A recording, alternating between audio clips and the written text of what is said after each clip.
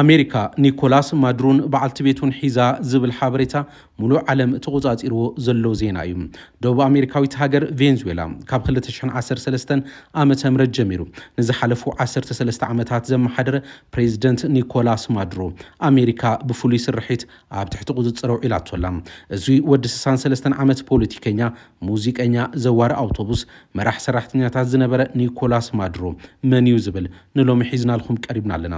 ላንዳ ሪፖርት ላይክ ሼር ሰብስክራይብ ምግባር ስድራዚ ዩቲዩብ ቻናል ኩኑም። ኒኮላስ ማዱሮ ገሊኦም ን14 ዓመታት ንቬንዙዌላ ዝመርሐ ሁጎ ቻቬዝ ሌጋሲ ዘቐጽል ዝብልዎ ኮይኖም ካልኦት ድማ ናይቲ ሃገር ቅልውላው ዋና ተሓታቲ ክብሉ ይገልጽዎ ነይሮም። ሎሚ ዓንቲ ዘመነ ስልጣን ወብቂዓ ኣብ ትሕቲ ቀይዲ ኣሜሪካ ኣትየሎም። ማዱሮ ከመይ ናብ ኳርቻ ስልጣን መጽኡ ዝብል ንድሕሪት ተመሊስና ክንድህስስ።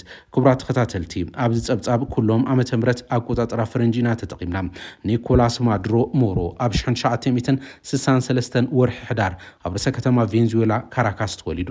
ኤልቫሌ ኣብ ዝበሃል ናይ ሰራሕተኛታት መንደሪ ተወሊዱ ዓብዩ። ወላዲ ኣቡ ማዱሮ ጋራሲያ ኣመራርሓ ማሕበር ነጋዶ እዩ ነይሩ። ወላዲት ኣዲኡ ትሬሳ ትበሃል። ወላዲ ኣቡ ካብ ጎረቤት ሃገር ኮሎምቢያ ዝመጹ ምዃኑ ይዝረበሉ። ማርያ ትሬሳ፣ ጄሲፋናን ኒታን ምስ ዝተባሃላ 3 ደቂ ኣንስትዮ ኣሕዋቱ እዩ ዓብዩ። ኣብ ግዜ ንእስነቱ ሙዚቃ ምጽዋት ዝፈቱ ማዱሮ ብፍላይ ጊታር የዘውትር ነይሩ። ሮክ ናይ ዝበሃል ስልቲ ሙዚቃ ድማ ብሕልፊ ጻወትን ይፈትን ነይሩ። እዚ ናይ ሙዚቃ ስምዒቱ ድሓር ፖለቲከኛ ምስ ኮነ እውን ኣብ ቅድሚ ህዝቢ ጊታር ክጻወት ይረአ ነይሩ። ወዲ 12 ዓመትን ከሎ ኒኮላስ ማዱሮ ኣብ ናይ ተምሃሮ ፖለቲካዊ ምንቅስቃስ ኣትዩ። ቀጺሉ ድማ ኣብ ማኣዊ ኮሙኒዝም ውዳበ ተጸንቢሩ። እዚ ምንቅስቃስ ፖለቲካዊ ብስለቱን ፍልጠቱን ቅርጺ ከትሕዘሉ ጀሚሩ። ናብ ኩባ እናተመላለሰ ድማ ኮሙኒስታዊ ትምህርቲ ክምሃር ጀሚሩ። እዚ ኸይዱ ድማ ተወሳኺ ዓቕሚ ክፈጥረሉ ክኢሉ እዩ። ናብ ቬንዙዌላ ተመሊሱ ናይ ካልኣይ ብርኪ ትምህርቱ ዘይወደአ ማዱሮ ስራሕ ተቆጺሩ ምስራሕ ጀሚሩ። ዘዋሪ ኣውቶቡስ ኮይኑ በስሩ ሓቢሉ ድማ ፖለቲካዊ ምንቅስቃስ ኣትዩ። ማሕበር ሰራሕተኛታት ሜትሮ ካራካስ ኣብ 1993 መስሪቱ። መራሒ ናይቲ ውዳበ ብምዃን ድማ ንመሰል ኣባላቱ ክቃለስ ጀሚሩ። ዝተፈላለዩ ሰላማዊ ሰልፍታት ድማ ክመርሕ ኺኢሉ። ኣብ 1992 ሁጎ ቻቬዝ ዕልዋ መንግስቲ ፈቲኑ እንትእሰር ሁጎ ክፍታሕ ይንቀሳቐሱ ካብ ዝነበሩ ኣብ ቅድሚ ሽሙ ይጽራሕ ማዱሮ ድሕሪ 2 ዓመት ብኣሰርቲ ሁጎ ተፈቲሑ። ምስ ተፈትሐ ናብ ኩሎም ገጠራት ቬንዙዌላ ተዘዋዊሩ ናብራት ህዝቢ ርዩ። በዚ ድማ ኤምቪአር ዝተባሃለ ውድብ ኣጣይሹ። ኣብቲ እዋን ናይ ሁጎ ተኣመንቲ ቀንዲ መላዓልቲ ካብ ዝነበሩ ሓደ ኒኮላስ ማዱሮ እዩ። ኣብ 1998 ኣብ ዝተኻየደ መረጻ ሁጎ ቻቬዝ ፕሬዚደንት ቬንዙዌላ ኮይኑ ተመሪጹ። ኣብቲ እዋን ወዲ 36 ዓመት ዝነበረ ኒኮላስ ማዱሮ ምክትል ኣፈ ጉባኤ ብሄራዊ ቤት ምኽሪ ቬንዙዌላ ኮይኑ ኣብ 2005 ድማ ፕሬዚደንት ቤት ምኽሪ ኮይኑ ቀጺሉ ድሕሪ 1 ዓመት ሚኒስተር ጉዳያት ወጻኢ ኮይኑ ኣብዚ ናይቲ ሃገር ላዕለዋይ ዲፕሎማት ኮይኑ ዝሰርሓሉ ዘመን ቬንዙዌላ ምስ ቻይና፣ ሩስያን፣ ኢራንን ጽቡቕ ርክብ ክህልዋ ገይሩ። ካብ ኣሜሪካ ግና ሃገሩ ክትርሕቕ ምግባሩ ይግለጽ። ኣብ 2012 ድማ ምክትል ፕሬዚደንት ኮይኑ ተሸይሙ። ኣብ ወርሒ መጋቢት 2013 ሁጎ ቻቬዝ ብሕማም እንትሞት ኒኮላስ ማዱሮ ብመሰረት ሕገ መንግስቲ ሃገር ጊዜያዊ ፕሬዚደንት ኮይኑ ተሸይሙ። ኣብቲ ዓመት ወርሒ መያዝያ ኣብ ዝተኻየደ ፍሉይ ምርጫ ድማ ንተቃወምቱ ብመረጻ ስዒሩ ተባሂሉ ፕሬዚደንት ኮይኑ ዘዋሪ ኣውቶቡስ፣ ተጻዋቲ ሙዚቃ ረኩን ኣመራርሓ ማሕበር ሰራሕተኛታትን ዝነበረ ኒኮላስ ማዱሮ ብዕሊ ፕሬዚደንት ቬንዙዌላ ኮይኑ ካብ መንደር ኤልቫሌ ተበጊሱ ቤተ መንግስቲ ካራካስ ተቆጻጺሩ ኒኮላስ ማዱሮ ሞሮም ሃገሩ ምስ ኣሜሪካ ረሒቕዋ ጸንሐ ማዱሮ ፕሬዚደንት ትራምፕ ኣብ ቀዳማይ እብረን ትምረጽ ኒኮላስ ማዱሮ ዲሞክራሲ የዋድቕ ኣሎ ብምባል ኣብ ልዕሊ ቬንዙዌላ እገዳታት ምንባር ጀሚሩ።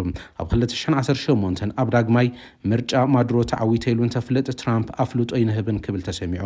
ኣብ ዝሓለፈ ዓመት ጀሚሩ ንኻልኣይ ግዜ ትራምፕ ፕሬዚደንት ኮይኑ ድሕሪ ምምራጹ ድማ ኣብ ልዕሊ እቲ ፕሬዚደንት ዝነበሮ ተቃውሞ ኣጠናኺሩ።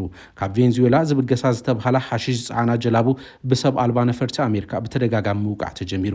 ኒኮላስ ማዱሮ ኣብ ሰሙን ኣብ ዝሃቦ ቃለ መጠይቕ ምስ ኣሜሪካ ብዛዕባ ዘይሕጋዊ ምስጋር ሓሽሽን ነዳድን ኣብ ዝድለየ ቦታን እዋንን ንምዝራብ ቅሩብ ምንባሩ ገሊጹ ነይሩ። ቅድሚ እቲ ቃለ መሕትት ማዱሮ ቅድሚ ሒደት መዓልታት ትራምፕ ኣሜሪካ ኣብ ልዕሊ ምስእፀ ፋርስ ቬንዙዌላ ምትእሳር ኣለወን ዝተባሃላ ጀላቡ መጥቃዕቲ ከም ዝፈጸመት ምግላጽ ኣብቲ እተን ጀላቡ ሓሽሽ ዝጸዓናሉ ከባቢ ዓብዪ ፍንጀራ ከም ዝነበረ ገሊጹ ነይሩ። ኣሜሪካ ኣብ ወርሒ መስከረም ጀሚራ ኣብ ልዕሊ እተን እፀ ፋርስ ጽዒነን ዝበሃላ ጀላቡ 30 መጥቃዕታት ምፍጻም ኣብ ፓሲፊክን ካሪቢያንን ዝርከባ መራኽብ ኢላማ ጌራ እያ። ብ2 መስከረም ኣብ ኣህጉራዊ ማያት ኣብ ልዕሊ ጀላቡ ቬንዙዌላ ፈላማይ መጥቃዕቲ ካብ ክትፍጽም እንዳሓር ልዕሊ 110 ሰባት ተቐቲሎም እዮም ሎሚ ለይቲ ኣብ ርእሰ ከተማ ቬንዙዌላ ካራካስ ኣብ ብዙሕ ቦታታት ኣብ ወታደራዊ መሰላጣታት ሓዊሱ ዳርጋ ብሓንሳብ ፍንጀራታት ተፈጺሙ ኣብ ማእኸልታ ከተማ ዝርከብ ወታደራዊ መዕረፎ ነፈርቲ ቀንዲ ወታደራዊ ማዓስከር እዩ እቲ መጥቃዕቲ ተፈጸመ ኣብቲ ከባቢ ሓይሊ ኤሌክትሪክ ከም ዝተቋረጸ እውን ቢቢሲ ጸብጺቡ እዩ እዚ መጥቃዕቲ ድሕሪ ምፍጻሙ መንግስቲ ቬንዙዌላ እቲ ወታደራዊ መጥቃዕቲ ኣሜሪካ ፈጺማቶ ብምባል ኮኒኑ ቬንዙዌላ ሕቡራት መንግስታት ኣሜሪካ ኣብ ልዕሊ ግዛኣቱ ዝፈጸመቶ ኣዝዩ ከቢድ ወታደራዊ መጥቃዕቲ ኣብ ቅድመ ማሕበረሰብ ዓለም ይነጽጎን ይኹንኖን ክብል ኣዊጁ ቀጺሉ ድማ ኒኮላስ ማዱሮ ሃገራዊ ኣዋጅ ህጹጽ እዋን ኣዊጁ እቲ መጥቃዕቲ ኣሜሪካ ነዳድን ማዕድናት ሃገሩ ንክትወስድ ዝገበረቶ እዩ ብምባል ኮኒኑ ኒኮላስ ማዱሮ ኣብ ካራካስ ዝተፈጸመ መጥቃዕታት ንስትራቴጂካዊ ጸጋታት ቬንዙዌላ ብፍላይ ድማ ነዳድን ማዕድናትን ንምምንዛዕ ከምኡውን ፖለቲካዊ ናጽነት ሃገር ብሓይሊ ንምስባር ዝዓለመ ኢሉ ብተወሳኺ ኩሎም ኣባላት ሰራዊት ምክልኻል ሃገርን ማሕበራውን ፖለቲካውን ሓይልታት ሃገር ድልዋት ክኾኑ ኣዚዙ እቲ ትእዛዙ ገና ኣብ ማዕኸና ዜና እናሃለወ እዩ ፕሬዚደንት ትራምፕ ኒኮላስ ማዱሮ ምስ በዓልቲ ቤቱ ሒዝናዮ ዝብል ዜና ኣስሚዑ ኣብ ሶሻል ትሩዝ ዝዘርግሖ መግለጺ ኣሜሪካ ብልዕሊ ቬንዙዌላ መራሒያ ፕሬዚደንት ኒኮላስ ማዱሮን ዕውት መጥቃዕቲ ፈጺማ ንሱን በዓልቲ ቤቱን ተማሪኾም ካብቲ ሃገር ክወፁ ተገይሩሎ ክብል ጽሒፉ እዚ ስርሒት ምስ ኣኽበርቲ ሕጊ ኣሜሪካ ብምትሕባር ዝተገበረ ኢሉ ትራምፕ ፕሬዚደንቱ ዝተማረኸ ሚኒስትር ምክልኻል ቬንዙዌላ ኣብ መላእቲ ሃገር ብቕልጡፍ ወታደራዊ ሓይልታት ከም ዘዋፈረ ፍሊጡ ቭላድሚር ፓዶሪኖ ብቋንቋ እስፓኛ ብሬድዮ ኣብ ዝሃቦ መግለጺ ኣብ ልዕሊ ቬንዙዌላ ዝተኻየደ ዝኸፍአ ወራር ስሙር ግንባር ተቃውሞ ክካየድ ክግበር ጸዊዕ ኣሎም ቬንዙዌላ ኩሎም ዕጡቋት ሓይልታት ክዋፈሩ ምዃኖም ትእዛዝ ማዱሮ ትኽተል ከም ዘላ ይገሊጹ ኣጥቂዖምና እዮም ግና ኣይገዝኡናን ይብል እቲ ሚኒስተር ምክልኻል ከምቲ ናይ ኒኮላስ ማዱሮ ዝኣመሰለ መራሒ ፓናማ ማኑኤል ኖሪንጋ ኣብ 1989 ብፍሉይ ሓይልታት ኣሜሪካ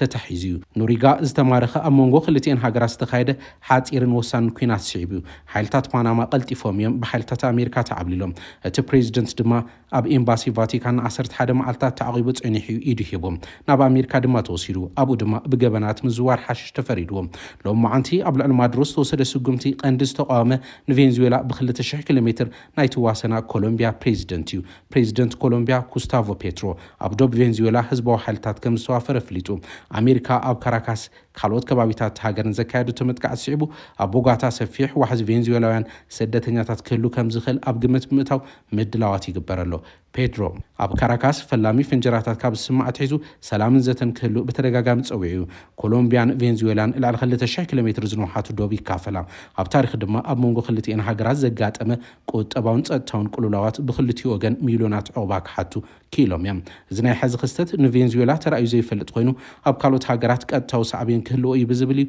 ኮሎምቢያ ቅድመ ምድላው ትገብር ዘላ ፕሬዚደንት ማዱሮ ብዝውውር ሓሽን ግብሪ ራዕድን ስራሕቲ ኣሜሪካ ክሲ መስሪታቱ ለላ ዘዋር ኣውቶቡስ ተጻዋቲ ሙዚቃ ሮክን ኣመራርሓ ማሕበር ሰራሕተኛታት ፕሬዚደንት ቬንዙዌላ ኒኮላስ ማዱሮ ኣብ ውሽጢ 10 ሰዓታት ብዝተወሰደ ስርሒት ኣሜሪካ ምስ ሰበይቱ ተማሪኹም ክቡራት ተኸታተልቲ ላንዳ ሪፖርት ንሎም ዝሓዝናዮ ጸብጻብ ኣብዚ ዛዚምና ኣለና ስለዝተኸታተልኩምና ነመስግን ላንዳ ሪፖርት ላይክ ሼር ሰብስክራይብ ምግባር ስድራ ዩቲዩብ ቻናል ክትኾኑ ንሓትት